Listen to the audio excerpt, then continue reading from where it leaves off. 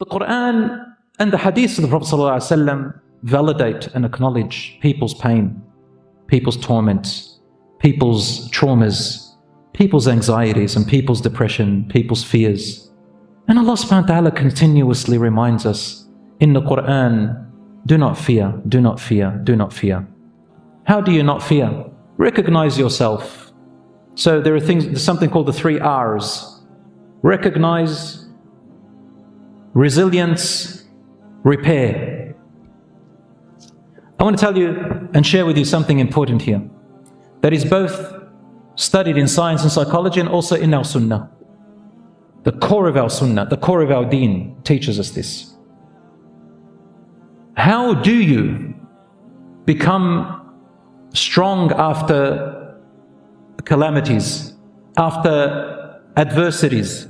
How do you continue to go as a believer after traumas, no matter what they are? You recognize, you learn resilience, and then you repair. It starts physically in your brain. Did you know that it starts physically in your brain? Meaning, Islam has come to teach us through the stories of the prophets that although we are not like the prophets, we can learn from the prophets. Number one, none of us will ever be as tested as the prophets. So don't you worry about that. But we'll get a portion of it.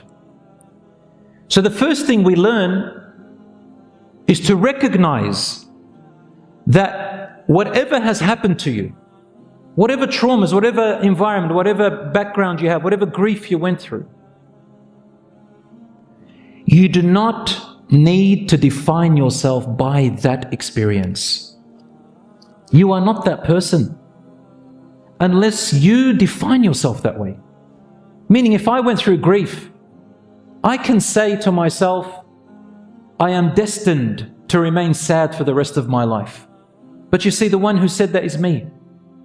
If I've been through traumatic experiences, I can sit there blaming the trauma all my life and stay where I am. Or I can believe that yes, bi'idhnillah, by the will of Allah, I can physically, bi'idhnillah, change my mindset. I can change my brain. I can change my brain. And anything. It's something called brain plasticity. You can change literally the brain, bi'idhnillah. Allah has given us that ability. And everything in our deen, the dua, the dhikr, the salat, the hereafter, the stories of the prophets, the Quran, all of it tells us you have that power, you have that ability. Recognize that you can literally change the neurons and pathways in your brain by slowly training them to do so. First of all, recognize your triggers. What's triggering me? Number 1, number 2, number 3, number 4. Like, do I have to be that way? La. Let me go and recognize. What does Allah teach me in the Quran? He tells me you are important. He tells me you have a purpose. The fact that you're still breathing, meaning you still have a need in this world. What is it? Hone into the blessings that Allah has given you. What skills do you have? Even if it's as small as a word that you can say. Even if it's as small as a little pamphlet that you wrote. Of course, make sure you know what you're writing and get advice, not just haphazardly. Something small. Wallahi, Allah subhanahu wa ta'ala doesn't look at the outcome, He looks at your effort. But bit by bit by bit, like little raindrops, they can penetrate through rocks and mountains. My brothers and sisters, when we look at Nuh alayhi salam, we find the test of losing his son forever.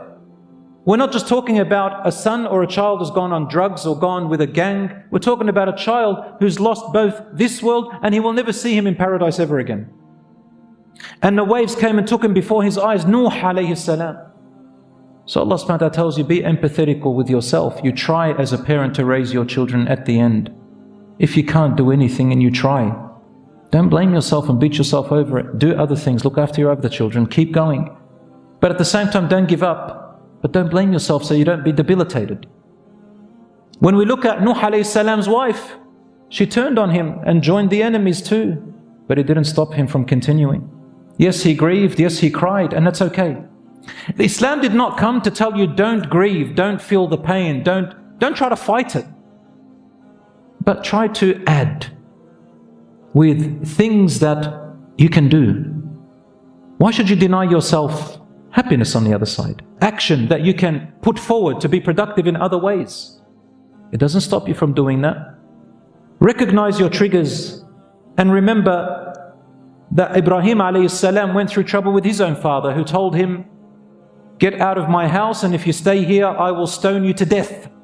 لَأَرْجُمَنَّكَ, I will stone you to death. وَاهْجُرْنِي مَلِيًّا, get out. He disowned him onto the streets. But Ibrahim alayhi salam did not let the fact that he carries his father's genetics, or that he was born from a mother and father who had this attitude, he did not let that define him. He didn't sit there saying, because my father is like that, I'm going to be like that, I'm doomed. No. He took control of himself and he said, Ya abati, ya abati, ya abati, my dear father, my dear father, my dear father. He would not be like his father. And his words proved it. And in the end, even when he exiled and told him, get out, he said, Sa'astaghfiru laka rabbi. I'm going to ask Allah to pardon you, Dad. And then he said, Inni dhahibun ila rabbi sayahdeen. I'm going to go to my Lord, He will guide me. And I've never been unblessed in my dua to my Lord. He recognized who else is there for him. Allah will never leave you. So do not define yourself with your past traumas. You can change it, inshallah. When we look at Asya, the wife of Pharaoh, she did not sit there saying, you know, that's it, the entire kingdom is against me. She smiled under torture and said, oh my Lord, build for me a house for you. She lost everything, so she gave it up. She said, oh Allah, build for me a house. There's still hope, inshallah. And on Yaqub alayhi salam lost his son and he went blind from sadness. He sat there and said, I'm not going to complain to you, my children. I'm going to go and complain to Allah subhanahu wa ta'ala my sorrow. I don't need you. Yunus alayhi salam in the belly of the big fish, he did not give up. He made a mistake, but he did not define himself by that mistake. He repented. La ilaha illa anta subhanaka inni kuntu min al-zalimin. The Prophet ﷺ said that one of among the best du'as that will relieve you from any worry or hardship or misery is to say, La ilaha illa anta subhanaka inni kuntu min al-zalimin. My Lord, there is no God worthy of worship but you. How perfect you are. I have been among the wrongdoers. Until Allah saved, and He says, وَكَذَلِكَ نُنْجِي الْمُؤْمِنِينَ. And whoever says this word, believing in it and having conviction in it, we will also treat them in this same way by doing what? نَجَّيْنَاهُ مِنَ الْغَمِّ. We saved him from the claustrophobia. The stories go on and on in the Quran about resilience next. Resilience. You can, insha'Allah ta'ala, change with little bits and pieces of actions. Exercise, changing the mindset, reading from the Quran and trying to learn from the prophets and the direction that Allah subhanahu wa ta'ala told you, having a support network, having people who can share with you optimism and so on. All of this, inshaAllah, can help you along the way. Have you ever sat with a friend where you were speaking your worries and that friend said a couple of words and you go, I never thought of it that way? Sometimes Allah subhanahu wa ta'ala brings you that help. My brothers and sisters, dua is very important, and a lot of people think that dua is only for asking Allah for things.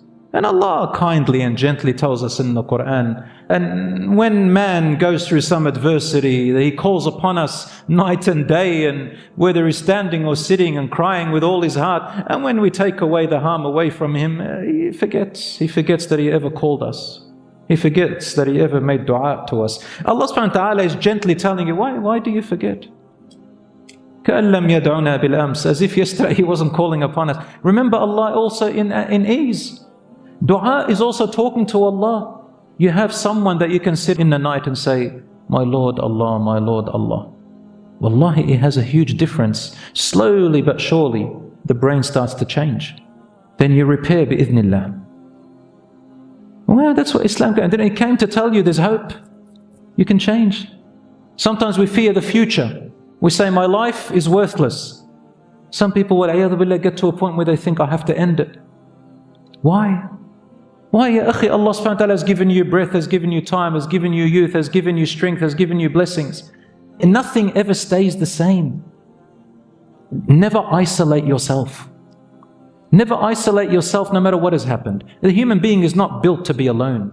We are an ummah that is together. Once you isolate yourself, the shaitan loves it. Like the Rasul said, like the sheep who goes astray from the flock, the wolf gets them. Isolation kills you. Yes, sometimes you need to distance yourself from certain people who are truly toxic to you. You distance. This is called hajrun jameel, meaning to distance with goodness. Because if you're close, it's worse. But choose and see which people you can sit with and be connected with, even if it's closer half of the way, who can benefit you, inshaAllah. That's what the Rasul ﷺ said, احرص على ما ينفعك. Be diligent on the things that benefit you. People, skills, readings, actions, whatever it is. واستعن بالله ولا تعجز. Seek Allah's support and do not give up. Don't become paralyzed. فإن أصابك شيء.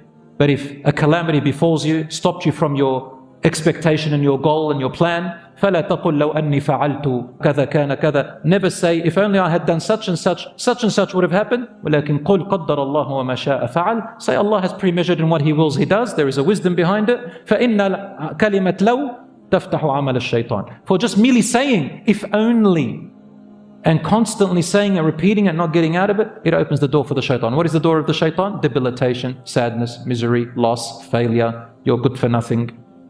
For my brothers and sisters, remember your value to Allah subhanahu wa ta'ala.